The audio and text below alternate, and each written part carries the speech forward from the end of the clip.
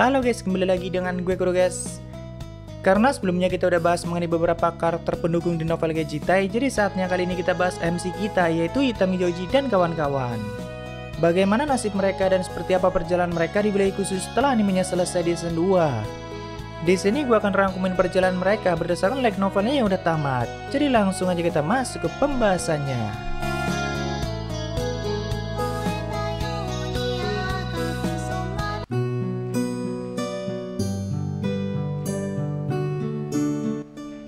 Kalian bisa anggap aja ini sebagai rangkuman novel setelah season 2 animenya, tapi di sini kita cuma akan fokus pada Itami dan kawan-kawan. Karena jika dibahas secara detail, gue cukup malas dengan unsur politiknya guys. Soalnya lumayan banyak dan sangat padat mengenai unsur politiknya, terutama negara-negara besar di bumi seperti Rusia, Cina, Amerika yang berusaha mengambil alih gerbang agar pihak Jepang tidak mengelola atau memanfaatkannya sendiri. Jadi untuk bagian itu nanti akan sangat gue persingkat. Di ending season 2 kan akhirnya kekuasaan Zorzal berhasil diruntuhkan, namun dia melarikan diri ke kota imperial terbesar kedua yaitu Taleta dan memindahkan ibu kota kekaisaran ke kota itu. Karena secara resmi dia masihlah kaisar. Sedangkan mantan kaisar atau ayah Pina akhirnya menjadikan kota Italika sebagai basis pertahanannya sekaligus membangun kekuatan militer untuk melawan Zorzal nantinya. Dia juga mengangkat Pina sebagai putri mahkota dan berharap kalau Pina lah yang akan mengurus Italika agar nantinya dia bisa mengalahkan Zorzal lalu merebut tahta kaisar. Namun ternyata Pina menolak semua itu. Dia tidak mau melakukan perang saudara, bahkan tidak mau terlibat lagi dengan urusan militer, politik, dan sebagainya. Mungkin karena sebelumnya dia terlalu banyak menanggung beban dan semua usaha kerasnya hampir sia-sia. Karena pada akhirnya kekaisaran malah terbelah menjadi dua kubu, yaitu kubu Zorzal yang menolak perdamaian dengan Jepang dan kubu mantan kaisar yang mendukung pro perdamaian. Akhirnya Pina melarikan diri ke Bukit Arnus dan setelah itu dia tinggal cukup lama di Jepang atau numpang di rumah Risa untuk menekuni hobi barunya yaitu menjadi otaku akut. Walaupun bagi dia itu adalah bentuk penghormatan pada karya seni. Sedangkan Itami bersama Lely, Tuka, Yao, dan Rory kembali mendapat misi untuk melakukan investigasi di wilayah Kunanpui, yaitu daerah pegunungan bagian utara benua Valmar dan masih satu benua dengan kekaisaran. Karena sebelumnya Dewi Hardy mengatakan kalau ada fenomena janggal terjadi di sana dan itu ada hubungannya dengan gerbang. Atau simpelnya itu adalah bencana alam yang muncul akibat gerbang terlalu lama terbuka. Cuma scene pertemuan Dewi Hardy dengan Itami tidak dimunculkan di animenya guys. Di pertemuan itu juga Hardy meminjam tubuh Lely untuk melakukan komunikasi dan akibatnya setelah itu rambut Lely tumbuh menjadi cukup panjang. Bagian dada Lely juga mengalami peningkatan walaupun tidak menonjol banget. Itu adalah hadiah dari Dewi Hardy karena mau meminjamkan tubuhnya. Tapi Lely memutuskan untuk memotong rambutnya seperti semula dan bekas potongan rambut itulah yang nantinya akan dia gunakan untuk membantu membuka gerbang. Simpelnya dari potongan rambut itulah Lely bisa meminjam kekuatan Dewi Hardy. Karena untuk membuka ataupun menutup gerbang kan membutuhkan kekuatan yang sangat besar. Singkat cerita, Itami dan yang lainnya dan juga ditemani oleh dua peneliti profesional dari Jepang segera menuju wilayah Kunanpui. Di sana Giselle atau utusan Dewi Hardy juga sudah menunggu mereka. Jadi di wilayah itu muncul semacam kabut hitam yang tidak dapat dijelaskan, tapi semakin lama kegelapan itu semakin meluas dan parahnya kegelapan itu bisa melahap kehidupan apapun. Sebenarnya Lely dan Rory paham kegelapan apa itu sih, tapi lumayan rumit kalau dijelaskan guys. Karena sudah di luar dimensi ketiga atau entitas yang lebih tinggi dari dimensi manusia. Rory menyebut kehambaan itu sebagai aprokip. Tentu kedua peneliti yang bersama mereka juga tidak paham apa itu sebelum akhirnya dijelaskan oleh Lely. Tapi intinya aprokip itu tidak bisa dihentikan dan akan terus meluas sampai melahap semuanya. Cara satu-satunya untuk mencegah adalah dengan menutup gerbang, soalnya aprokip muncul akibat kedua dunia dipaksa untuk menyatu terlalu lama. Begitu juga dengan gempa yang semakin sering terjadi di wilayah khusus dan juga Jepang secara bersamaan. Tidak hanya itu, bumi dan luar angkasa juga mulai mengalami distorsi dan jika dibiarkan maka kedua dunia akan berakhir dengan kehancuran. Sebenarnya itu adalah cara Hardy memberikan pilihan pada semua orang atau tidak langsung menutup gerbang itu secara sepihak. Dengan munculnya bencana besar yang berpotensi melenyapkan kedua dunia, maka mereka dipaksa untuk membuat pilihan apakah mau menutup gerbang atau tidak. Lalu akhirnya setelah melakukan investigasi cukup lama di wilayah Kunanpui, mereka semua kembali ke Bukit Arnus dan melaporkan semuanya. Walaupun di tengah perjalanan pulang mereka sempat membantu misi penyelamatan satu warga negara Jepang yang dijadikan sandera oleh pasukan Zorzal. Karena kebetulan kota Taleta sejalan dengan jalur yang dilewati oleh Itami dan yang lainnya. Dan misi itu juga sukses mereka selesaikan, apalagi Rory dan Giselle juga ikut membantu. Tentu kekuatan mereka sangat dibutuhkan, karena waktu itu jumlah pasukan Zurcel sangatlah banyak. Oh iya, pasukan JSDF yang lainnya juga ada yang bertugas untuk membantu para pengungsi yang melarikan diri dari daerah sekitar Taleta dan menuju ke Bukit Arnus. Karena semenjak Zurcel memindahkan ibu kota ke wilayah itu, banyak suku di sekitaran sana yang dipaksa untuk ikut berperang dan tentu para rakyat juga sangat menderita. Akibatnya waktu itu semakin banyak pengungsi yang tinggal di Bukit Arnus dan mereka bersama-sama untuk membangun tempat pengungsian. Jadi semakin lama Arnus menjadi kota yang cukup besar dan semakin banyak orang yang menggantungkan hidup di tempat itu. Dan inilah yang menjadi salah satu dilema, bagaimana jika nantinya gerbang ditutup dan semua pasukan Jepang ditarik mundur. Tentu itu akan menjadi masalah bagi semua orang yang saat ini tinggal di Bukit Arnus. Di samping karena pasukan Jepang ditakuti oleh pasukan Zurcel dan memberikan perlindungan, semua orang juga bergantung pada penghasilan di kota itu untuk bertahan hidup dan sebagainya. Apalagi banyak pengungsi baru yang belum bisa beradaptasi atau hidup mandiri. Kepulangan Itami dan kawan-kawan ke Bukit Arnus membawa kabar yang cukup sulit, namun hal itu masih dirahasiakan oleh para petinggi. Walaupun seiring berjalannya waktu, rumor mulai menyebar kalau tidak lama lagi gerbang akan ditutup. Tentu semua orang mulai panik dengan masa depan mereka.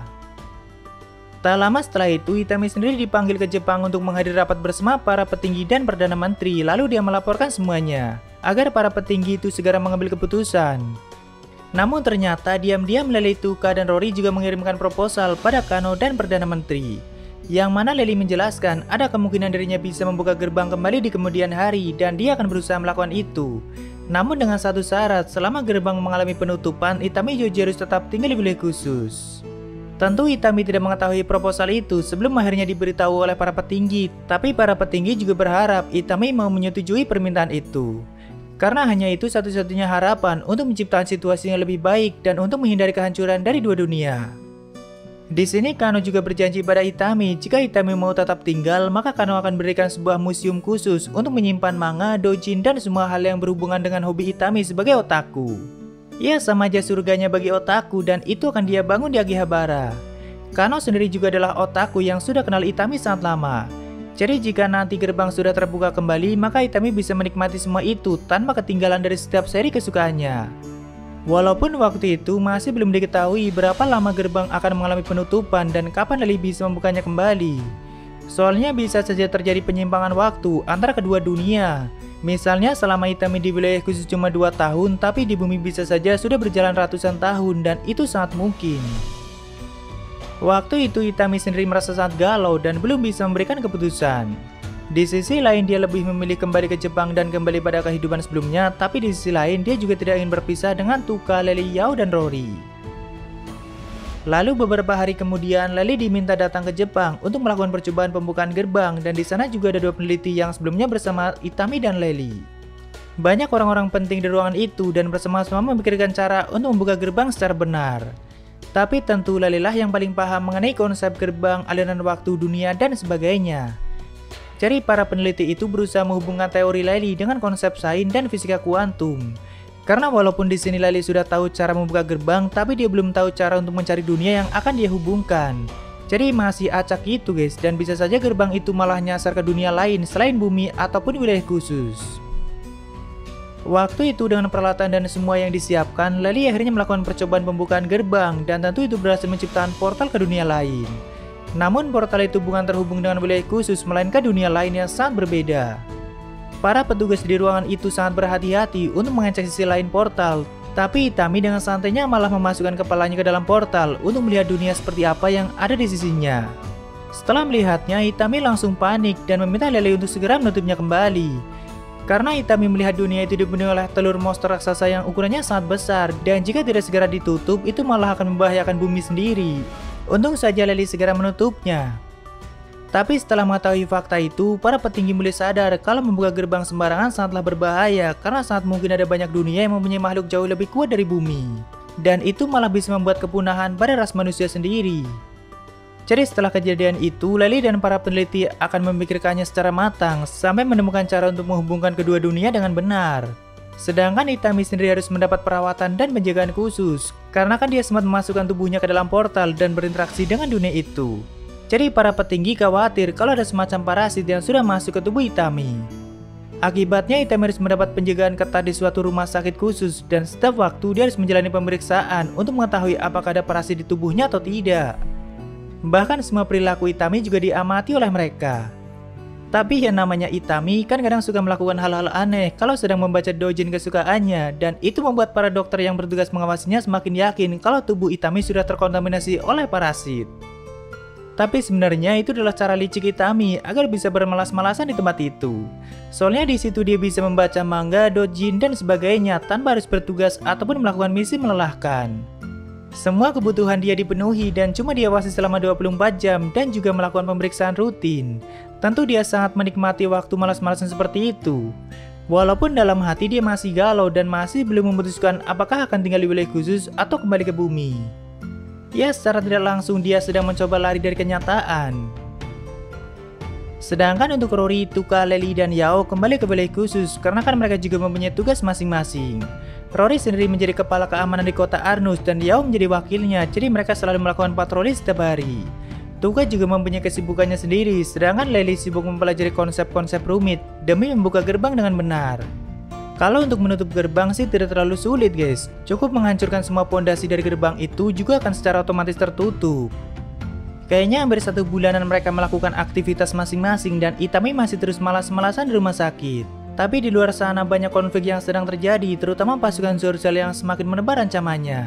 Para negara besar seperti Cina, Rusia, dan Amerika juga semakin mendesak Jepang agar wilayah khusus dikelola bersama. Terutama Cina dan Amerika yang semakin melakukan pergerakan untuk mencari keuntungan masing-masing. Walaupun fakta mengenai Lely yang bisa membuka gerbang sangat dirahasiakan, tapi tetap saja hal itu bisa bocor. Pastinya keberadaan Lely semakin diincar oleh orang-orang yang ingin memanfaatkannya. Terutama pihak Cina yang berhasil menyusup ke wilayah khusus dan menjalin kesepakatan dengan Pangeran Diabo yang sangat bodoh. Cina menginginkan Lely dalam keadaan hidup dan sebagai imbalannya, Pangeran Diabo akan diberikan pasukan militer agar dirinya bisa berjaya seperti kakaknya Zorzal. Walaupun yaitu cuma tipuan belaka, tapi Diabo memang sangatlah bodoh.